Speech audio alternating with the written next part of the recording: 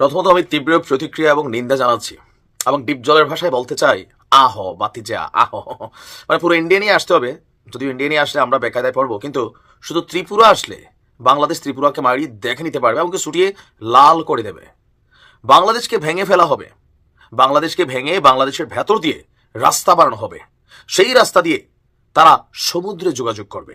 এমন অধ্যত্বপূর্ণ বক্তব্য বাংলাদেশকে নিয়ে দিয়েছে ত্রিপুরার যিনি কি বলা হয় যে নেতা আছেন, তিপ্রা মথা দলের প্রধান প্রদ্যোত্ত মানিক্য।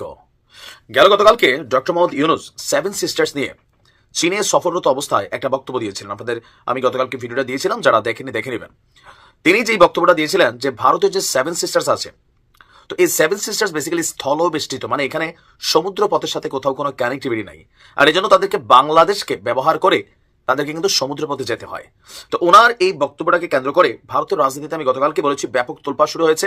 কেউ কেউ ভাবছেন যে ডক্টর ইউনুস 7 সিস্টার্সকে হুমকি দিয়েছেন, আর তার এই বক্তব্যের পরিপ্রেক্ষিতে আপনার 7 সিস্টার্সকে নিয়ে করা ডক্টর ইউনুসের বক্তব্যকে কেন্দ্র করে ভারতের উত্তর পূর্ব রাজ্যগুলোতে তীব্র প্রতিক্রিয়া এবং কি ক্ষোভের সৃষ্টি হয়েছে।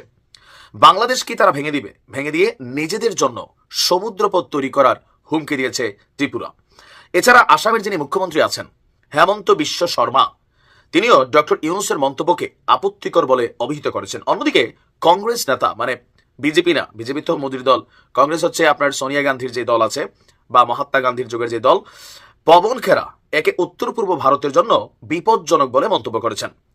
আসামের মুখ্যমন্ত্রী হেমন্ত বিশ্ব শর্মা বলছেন বাংলাদেশের অন্তর্বর্তী সরকার প্রধানের এই মন্তব্য খুবই আপত্তিকর এবং নিন্দনীয়।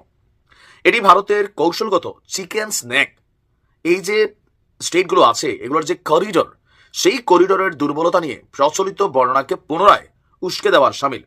ভারতের মধ্যে এমন কিছু শক্তি অতীতেও ছিল যা এই সংকীর্ণ ভূখণ্ডকে বিচ্ছিন্ন করার পরামর্শ দিয়েছে, যা উত্তর পূর্বকে মূল ভূখণ্ড থেকে বিচ্ছিন্ন করে ফেলতে পারে। তাই আমাদেরকে আরো শক্তিশালী রেল এবং সড়ক যোগাযোগ ব্যবস্থা গড়ে তুলতে হবে। বিশেষ করে চিকেন স্ন্যাকের যে করিডোরটা আছে এটাকে বাইপাস করার মতন নতুন রোড তৈরি করতে হবে। অপরদিকে ত্রিপুরার যিনি আছেন নেতা, তিপ্রা মথা দলের নেতা, তার বক্তব্য ভারতকে এখনোই সমুদ্রপথে নিজস্ব সংযোগ তৈরি করতে হবে এবং বাংলাদেশ নির্ভরতা কমাতে হবে।